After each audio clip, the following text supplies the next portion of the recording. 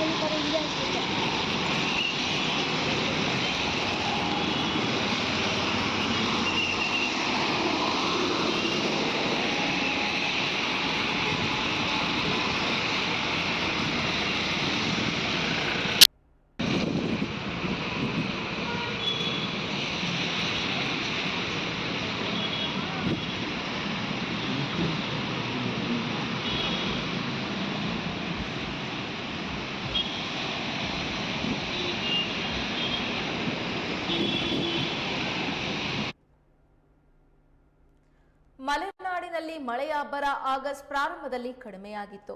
ಈಗ ಮಳೆರಾಯ ಬಿಡುವು ಕೊಟ್ಟು ಸುರಿತಾ ಇದ್ದಾನೆ.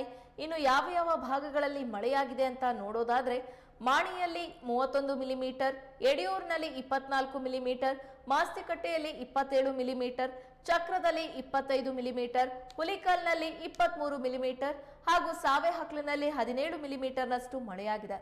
ತೀರ್ಥಹಳ್ಳಿ, ಸಾಗರ, ಹೊಸನಗರ ಸೇರಿದಂತೆ ಜಿಲ್ಲೆಯ ಹಲವು ಕಡೆ ಮಳೆಯ ವಾತಾವರಣ ಮುಂದುವರೆದಿದೆ.